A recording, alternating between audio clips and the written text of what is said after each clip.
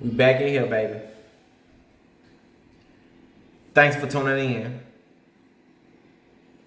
Thanks for the subscribes. Make sure you hit that. Make sure you like that. If you don't dislike, comment down below. You know what about to do. Get it in. My boy Judge Mathis, I always talk about somebody on crack, so just let y'all know that. They probably is though. Nah, I don't know. She shouldn't be on no crack. Crack make you thin. You be looking like a piece of gum, thin. Plaintiff Jennifer Humble says dating the defendant was a huge mistake because he often smoked crack in their home. Oh, never mind. It's the other one. Let's see how they Despite his claims of being sober, Jennifer says as a result of the defendant's crack use, he became aggressive and verbally abusive, and she's suing him today for the value of a car. Defendant Scott Hobbs claims he reconnected with Jennifer after not seeing her for 20 years, and 2 days later, she moved in with him. Scott claims 3 weeks later, Jennifer quit her job and wanted him to support her, which caused a lot of problems in their relationship. Start with you.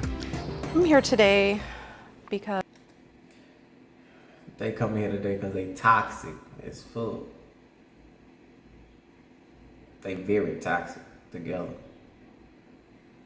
Let's see what this gonna lead to. as dating Mr. Hobbs was just really a big mistake that I've made in my life. In the beginning of our relationship, he did disclose to me that he had been a crack addict for 10 years, currently clean and sober. Wasn't too long into the relationship that it was introduced into our living situation, our lives. He was abusive. He was demeaning. What do you mean introduced? He physically would bring it into the home.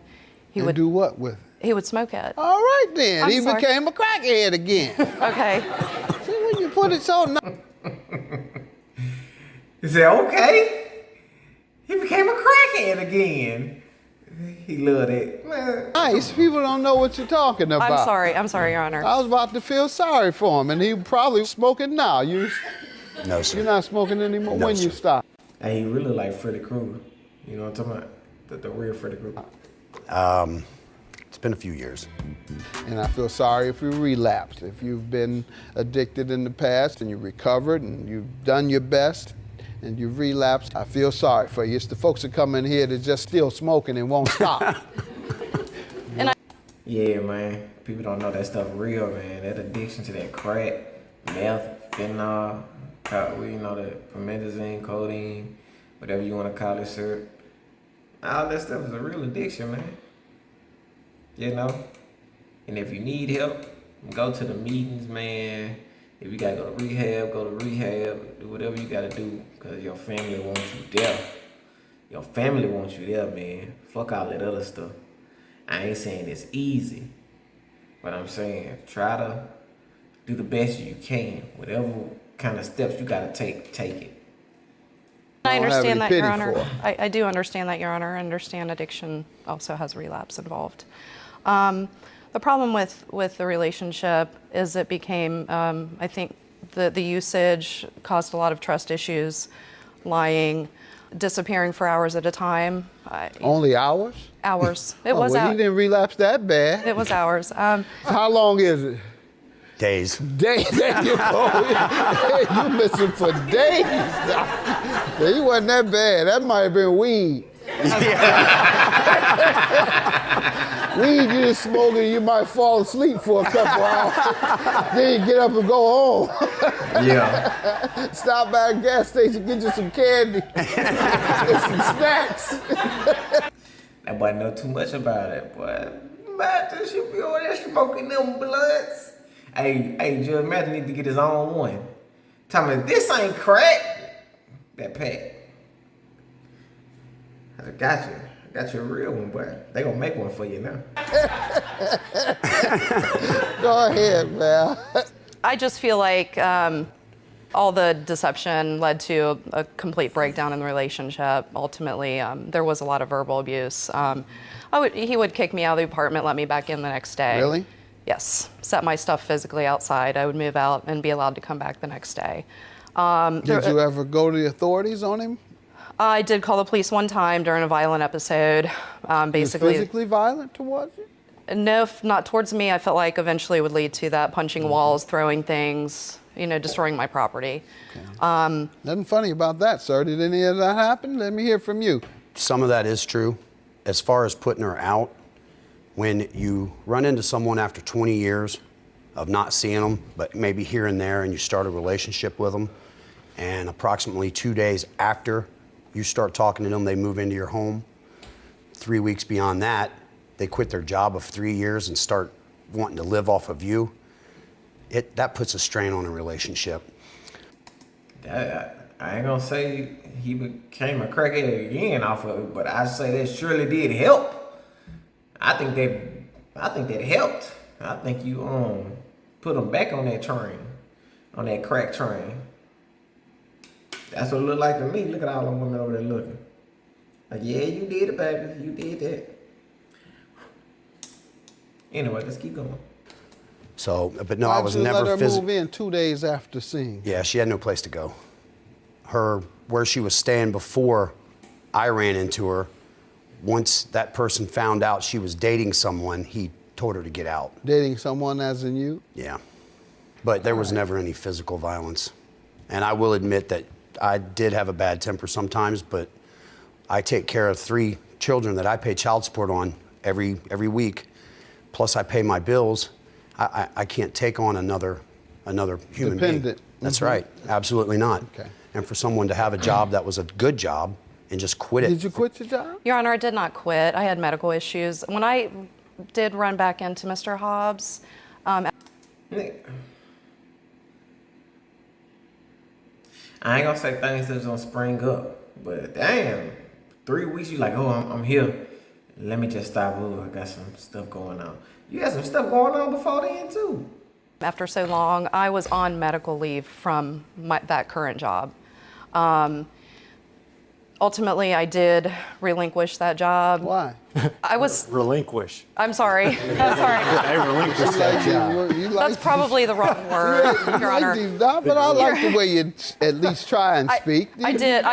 Yeah, what was how did she describe a crackhead? Introduced to my household. Yeah, he introduced a foreign substance into my household. All right, now. I bowed out gracefully. But why didn't you just take a leave? I did. Leave? I did. I was on a sick leave. Okay. Two different times in the past. With the time I ran into him within a 4-month period. Okay, let's talk about the car you're suing him about. Yes, Your Honor. I did lose my license. I owned a 1992 Jeep Wrangler that I did bring into the relationship. Mm-hmm. I did receive a letter stating that my license was being suspended and I could not register that vehicle. No longer in my name, tags, anything of that nature. Mr. Hobbs and I agreed that we would put it in his name in order to get us to and from work. I did obtain a job at his company. Good. We were working together. We were going to church. He had a young daughter that we would go pick up. We needed a vehicle, and he did not have one. Our agreement was, though, at any given time, per se, I left the relationship, that vehicle was to be signed back over to me. Mm-hmm. Okay. And when... That makes sense. It's hers. That makes sense. But I ain't gonna fake. He was probably like, oh yeah, got me a Jeep Wrangler. I've been wanting a Jeep. It's his now. You ain't got no paperwork on it, no paper sign, no nothing. To show, hey, shit, yeah. Then they say you gave it to him as a gift. Oh, it surely is a gift. And I do have a promissory note that Mr. Hobbs. Never mind, she got it. Wrote himself, and we both signed you regarding signed that. It as well? I'm sorry? You signed it? We both signed it. Okay, good. The 92 Jeep Wrangler, white in color, belongs to Jen. Oh boy, it's in my name, and I will sign it over as soon as she pays title and tag it. All right, did you pay the title and tag it? Your Honor, the last time I did call him regarding the vehicle was last summer. I knew I couldn't put it in my name, but my daughter needed a vehicle. I was able to pay for the tag, for the title, and he did refuse to do that. Let's hear from you, sir. What happened? As far as that goes, I don't remember that conversation whatsoever. Now he don't remember. Boy, I tell you, man, when you don't wanna give nothing up, you sure forget. You know how it is. You know how it is, man. Shoot, they be over there. Now you know you was watching it. Nah, shit, I don't remember that. Oh, you ain't talk to that girl? Nah, I don't remember when I did that. I don't remember that. You ain't look at her? Nah, I don't even see who you talking about. Who you talking about? Shoot, that be real. You remember that? Ever. Once she left, I'm just like Boosie. I remember everything. once she quit working at the job that I got for her, at the company that I worked for, it was about 6 months before I heard anything from her. And it was an anonymous call from a number that I didn't recognize. And being a phone that I get customers calling, I answered it. And when I did, she simply said, "Hey." And I'm like, "Who is this?" And when she told me, I said, "What do you want, you know?" And that was basically as far as it went, other than asking me why I'm being nasty. Okay, now you know what she called about. Now I do know, yeah. Now you know what she wanted. But it never, and I'm not dumb. It very well could have been that, but it was 6-8 months later. You gave her a time limit in which to get her car back from you? All I told her was we were struggling for money because I was laid off. She was laid off due to the working at the same company as I do. I get laid off 3 months out of the year normally. So I live on unemployment. Out of unemployment comes child support, taxes. So that's basically 50% of my unemployment. By myself, I can survive on that. With someone else, it's virtually impossible. So there was a title loan commercial came on TV. She thought it was a good idea. We see where this going. Hey, look, I got a story like that too, man. I had a 2004 Honda Accord. That bitch was clean, man. My sister had gave it to me. And I sure needed some money. I saw that commercial come on. I went up there and signed that damn car and got another car. Now I gotta pay a monthly note on that. For my car, I ain't had to pay nothing. Nothing. It was free. It was clean, man. Dumbass dude, man. I don't know what was going on with it. I'm like, man, why is it so hard to turn when I'm trying to turn? Years later, nigga, I finally found out I never put power steering fluid inside my damn car. I let the car just go for power steering fluid. Dumbass, man. That shit was dumb. But if you don't know, man, you don't know. And that's how a lot of people lose out on shit because they don't know. Yeah. We checked into it. Interest rates were through the roof, but it would have got us through a 30-day period until we went back to work and had checks coming in. So reluctantly, her and I cleaned the vehicle up, went down there, applied for the loan. Of course, it was in my name, so I had to be the one to do all the paperwork. I was solely responsible for everything, so that's what I did. And throughout the, 20 or so payments that I made on a $700 loan turned out to be $2,800 due to interest, roughly. And that was partly my fault because I could have went in there with her help. What was the agreement on the repayment of the loan? That we would pay it off within 30 days. Together? Yes. What percentage? 50-50. Ma'am, did you all agree? Your Honor, to we did split not the have loan? an agreement on how the loan was to be paid back. He did get the loan. It was in his name. He many times said to me, "I will take care of this loan." Okay. There was. Nah, he was saying he gonna take care of it. He a man, you know. He like, shit, I gotta use the car. And she probably came without. Man, she got these very good choice of words and how to use them. Trying to make it sound real sweet. You know, people. No written agreement or any kind of an agreement. Let me ask you that. Did you ever say, "I will pay you. some on this loan"? He knew I could not pay some So on the that answer loan. is So no. no, the answer is no. Okay, but Told you. Tell the truth, man. Man, that's you were on unemployment like he was, right? I was not on. I didn't was- get unemployment like he did. She had no money coming in. All None. right, so then you couldn't expect her to pay, and she wouldn't. That she says. She wouldn't promise to pay something if she has no money coming in. We were going back to work in March, so we knew we would have both paychecks coming in by the time Did the you go payment back to was work due. in March? I went back to work in All March. right, so why didn't you determine that you should help pay then?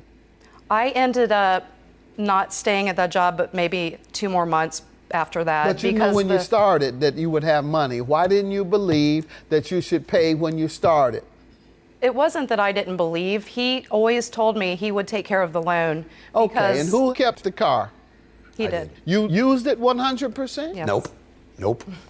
Going to work, grocery stores, church. All right, and where's the car now? It got wrecked over the winter. Going down the highway, hit a patch of ice. All right, what was the value of the car? Anyone have the value I of have the car? blue book.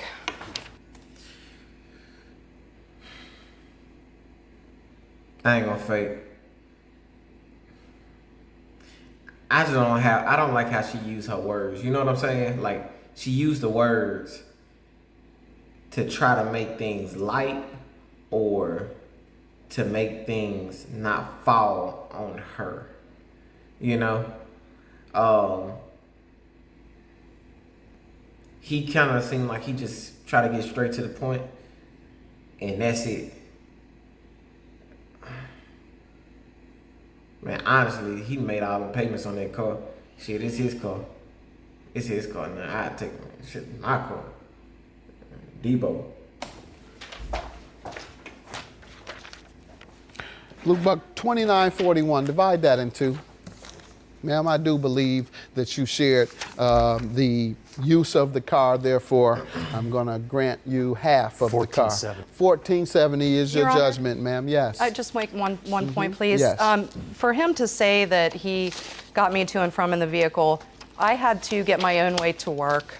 He would refuse to take me to the store. He would refuse. The relationship had gotten pretty bad at that point, towards the end. And I would have to get my own way to the office where we both lived How'd you together. get there? I would have a girlfriend pick me up. My mother would pick me up or take me to work. It was a toss-up every day whether I was going to get to and from work. You never used the car at all? No, I could not. I had no driver's license. I never drove that vehicle. No, driving you around. You say you did. I did drive her around, sir. Of course I did. I mean, there probably were times that I said no, but she was a very bitter individual, you know? And I had to work with her. She scheduled all my calls at work, so I had to deal with her all day. What does being bitter have anything to do with? Well, the last thing I really wanted to do was have to sit in traffic jam on my way home after arguing with her throughout the day on the phone. So yeah, occasionally she would have to get her. I would get left. Some things you need to just shut up on. Your 14 just probably turned back into 29. At the job and he would take off in the vehicle. So for those times she had to get a ride, yes, I'm going to grant her some more money. How about that? Told So you. your judgment is told you. $2,500 instead of what I mentioned earlier. Judgment for the plaintiff for the times you had to get another ride. Thank you, if Your that's Honor. what he wants to claim. Have a good day. Dumb ass. It's good on her part, bad on his part. If you don't use it, you lose it. Boy, get off of that crack.